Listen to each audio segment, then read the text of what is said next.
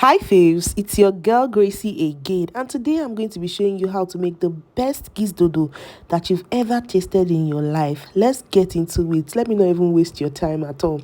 So now you're going to add your gizzard into a pot, add some seasoning to this, add some salt. I also used everything Sazon seasoning. I like to use it for my chicken and my gizzard. It just gives it that very unique taste. Then I also seasoned it with some onions. You can add as much onions as you want. Now mix all of this together to combine so that they can form a good relationship. Once you've mixed that to combine, you can choose to add water at this point, or you can choose to just cover it like this, but I added a little bit of water, nothing too much, just enough for it to cook through. And then I mixed it together thoroughly, and I'll be covering this and allowing it to cook. Once my gizzard is well cooked here, it got burnt a little bit, let's not lie, but once my gizzard is well cooked here, I'm going to still mix this together because I don't know, stirring is one of the things I enjoy doing with cooking. You can see that the gizzard is thoroughly cooked. I will take it out of that stock. My faves, do not discard this stock because it's still going to come in handy. And by the way, your flavor and all those your seasoning, they are still there, and even the gizzard flavor resides in this stock, so don't throw it away. Just take out your gizzard. You can sieve it if you like, or you can just store it somewhere, because in the course of this video we're still going to be introducing this guy again. Now once you're done taking out your stock from that pot, we're going to proceed to chop our gizzard into biteable sizes. When I mean biteable sizes, I mean something that when you put in your mouth once, is not going to be too full in your mouth. It's just going to be the exact like you are chopping something into small pieces. If it is too big, you can cut it into smaller pieces again, especially if you have kids at home or something like that. But the idea is that when you want to make Gizdodo, you will cut your gizzard into biteable sizes so that it is easy to just carry it and then just eat it. Some people eat Gizdodo as a main meal, like that's their food. No, like me, I was pairing with something. I like to pair my Gizdodo with rice. What do you like to pair your Gizdodo with? Please let me know in the comment section. Once I'm done cutting, this is what it looks like. All right, I'm just going to set it aside, and I'm going to proceed to show you the plantain I'll be using. I'll be using some ripe plantain and then some overripe plantain. This is my secret to making the best Gizdodo ever. If you want to make your Gizdodo to be the best, just use this combination and come back and thank me later, because I'm not even playing. This will take your Gizdodo game from let's say 20% to like 101%. No cap, just try it. Use ripe plantain and then use overripe plantain. That combo is not coming to play at all.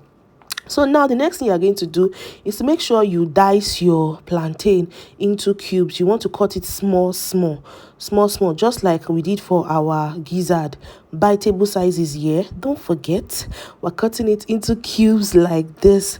So this is how I'm going to continue to cut my plantain until I am done. If you are new to this channel, fine girl, fine bobo, please subscribe to my YouTube channel. Oh yeah, like this now, go and like this video so that you can support me, and then this would encourage me to always come up with recipes like this for you. Because let me tell you, I have your time. Any food you want to learn at all, just leave a comment under my comment section. Tell me and I will run it for you. I'll teach you how to make Nigerian meals, African meals, whatever it is that you want. Just let me know. I'm here for you, and I'm sure that you are here for me. So if you have liked this video, thank you very much. God bless you. God will keep you and bless you. And if you are not subscribed yet, my dear, it is free. Now I'm going to be cutting my overripe plantain just the same way I cut the ripe one bar. I'm going to cut it into cubes as well. Overripe plantain is bay. Let me tell you something that you don't know.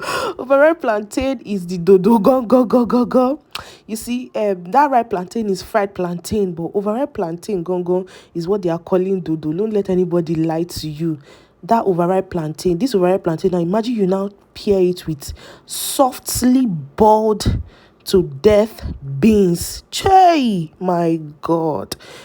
This is going to take you from I'm just using these comparisons because maybe because I'm just a foodie, but then again, overripe plantain is a game changer in your Gizdodo.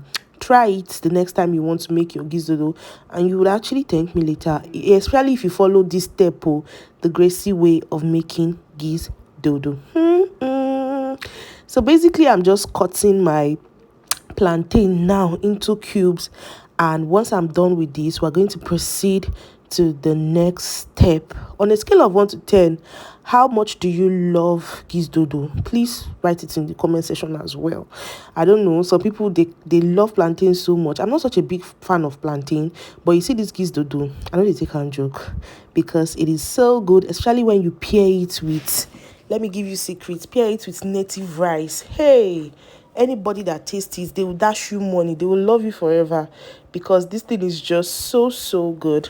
Once I'm done cutting that, I'm going to proceed to cut my bell peppers. To make Gizdodo, you need 3 colors of bell peppers. That's like the common ones. I know that they are still orange bell pepper, but you just need this yellow, green, and red. I'm not going to be using all the bell peppers for this recipe because it's going to be too much, so I'm just going to cut them into halves and then jettison the seed in the middle.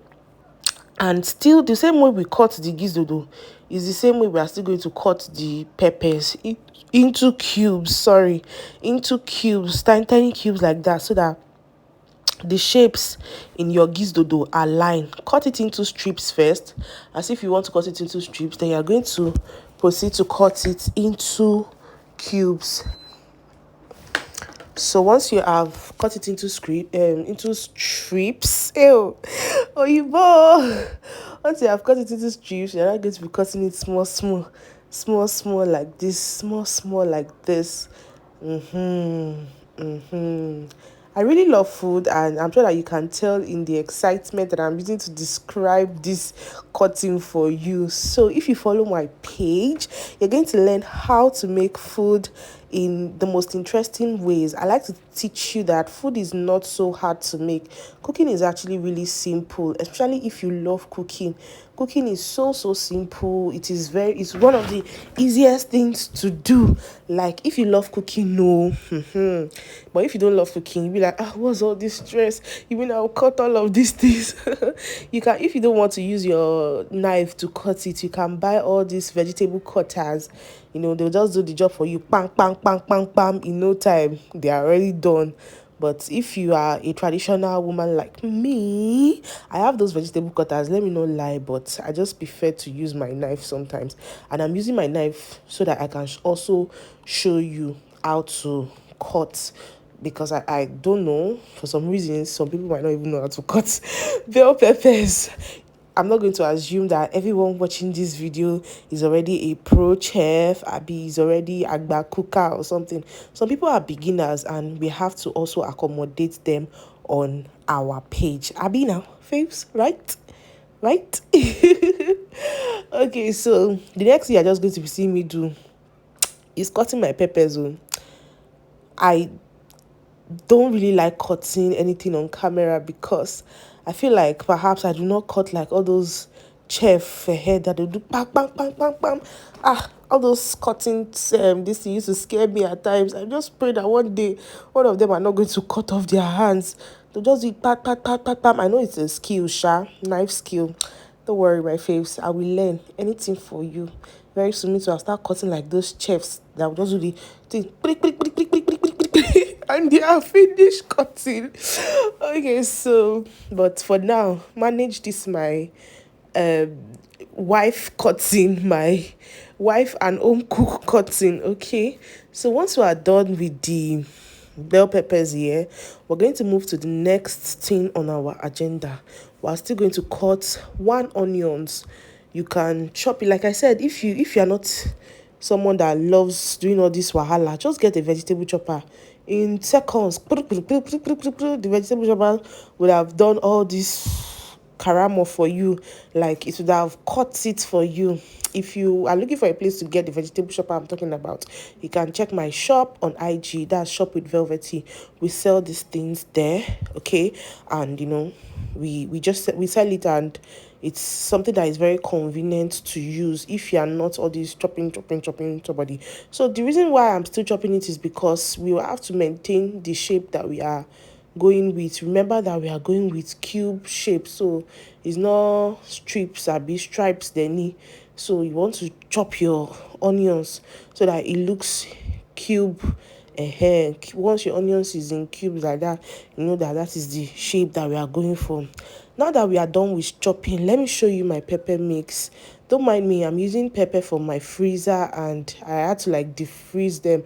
That's why they look like this. But I'm using the tatache, tomatoes, shombo, and atarodo. That's scotch bonnet pepper, local bell peppers, and chili pepper, and some onion.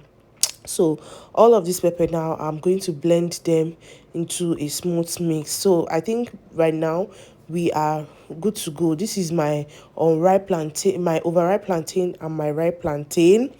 This is my chopped gizzard. This is my chopped bell peppers, my chopped onions, my plantain. I add salt to my plantain before I fry you. Do you add salt to your plantain, or do you not add salt to your plantain? Please let me know in the comment section. I just like to add salt in my plantain, please. I don't want to hear that somebody should not add salt in their plantain. This is my pepper mixture, and now let's begin to cook. So now, before we start making our gizdodo, we are going to fry our gizzard. This gizzard is more than this. Let me confess my sins. I have eaten half of it, almost half of it, because it's so delicious and so tasty. I don't know, gizzard is one of the most interesting parts in chicken. It's so nice. I can eat a bowl of gizzard. It's just so good. So you want to fry your gizzard, let it brown up a bit. Don't let it be slightly fried. Let it have this color. Once you have achieved this color in your gizzard, you know that this Gizdodo is qualified to go for Gizdodo. Like, it is qualified to enter your Gizdodo. The idea is that your dodo and your gizzard, they should look alike, such that anybody that bites into dodo will think they are biting into gizzard. That is the idea of Gizdodo. Okay, so now we're frying our ripe plantain. I'm not going to be making this too brown. Yeah, I can decide to fry it until it is so brown, but I'm just going to leave it to be slightly fried, but nothing too dark. But the one I'm really going to go hard on is the overripe one, so that, like I said, we can achieve that deception in our dodo, so that anybody that bites into your dodo will think that they are picking gizzard, whereas they are picking plantain, which is not such a bad idea anyways. Okay, so the first time I had gizdodo was at my school, I think university year. They were doing a night show or something, and they served us this thing. It was in a small plate like this. It was just like a side treat, and it was so nice. I was like, wow, this thing tastes absolutely delicious. I didn't even know that it was called gizdodo at that point. So now I'm frying my overripe plantain. Like I was saying, jare, my faves, I don't even know that it was called gizdodo at that point, but I know that whatever I had, it was so good, and I was like, wow, I cannot wait to make this myself. And look at me now, teaching you how to make gizdodo. So like I said, you want to fry this into a very like deep brown color like this. Once you see a color that looks like this, you know that you are good to go, my faves. Like, this thing done, they ready for us to use. Okay, look at that color. So this is the color that we want to achieve, so we'll set it aside. In another pan, we'll now add our vegetable oil from that other fry. We'll now add our chopped onions. At this point, you want to fry your onions very well before you add anything to it, so that your onions do not turn green later when you are cooking. I hate to see that thing. Now I'm going to add my pepper mix. At this point, I will mix it together to combine, to make sure that everything is well distributed in that. Like I said, one of my favorite things to do while cooking is to stir. I like to stir a lot. So for my seasoning, I'm using paprika, chicken seasoning, garlic powder, some salt. So I'll mix all of this together like this. As you can see, allow it to fry very well until I can see the ororo, the oil coming on top of that. That's when I know that, okay, this thing has fried. Now I'm going to add my gizzard at this point. I see that plenty gizzard. I don't almost chop half of them. Now I'm going to mix that gizzard into that stew base. So we're going from hardest to softest, you understand, like that, from hardest to the softest. So I'll mix the gizzard, allow it to release its flavor into that base before I now go in with my ripe plantain. Note, not the overripe plantain now, the ripe one first. Like I said, hardest to softest okay. So now you're going to mix it inside like that. Don't mind my air freshener. You're going to mix it inside like that, and then you now go in with our overripe plantain. Mix it together to combine. Heweleke, my faves. If you try this recipe, you are in for a good time. When I mean a good time, you are in for enjoyment, badment. If you make your gizdodo like this, like, the taste is supreme. Anybody that tastes it, they are going to love it. Okay, so mix that in thoroughly like that, and then you're going to go in with your bell peppers. I'm going in with all the colors of the bell peppers because it's no time to start adding it one by one since they are all going into the same pot. So mix all of this to combine like this. At this point, you will notice that it is stiff. Remember that our stock that I said we should not throw away, we will now add it to it. You can see cooking is sense. All right, now instead of just adding plain water, we'll now add that stock into it and still mix it together again to combine. Now here is the final thing to do. Cover it for like 5 minutes, not too long, just 5 minutes. After 5 minutes, open it, my dear darling and beautiful faves. Our gizdodo is ready. Anybody that tastes this thing, if they don't call you pro chef, don't watch my video again. Like, that is how confident of this recipe I am. This is the best gizdodo recipe you would ever find on the internet, for free. Hey, my faves, you are enjoying. Okay, like I told you initially, me, I don't like to eat my gizdodo like a snack or like a main meal. I like to pair it with something, so I'll be pairing with some basmati rice. Basmati rice, I'm just joking. Basmati rice here, and this was so good. I loved it. Everyone in my family loved it. Everyone that had a taste of this, they were just giving compliments. And that is how people are going to behave when you try this recipe. I'll see you in my next one. Bye.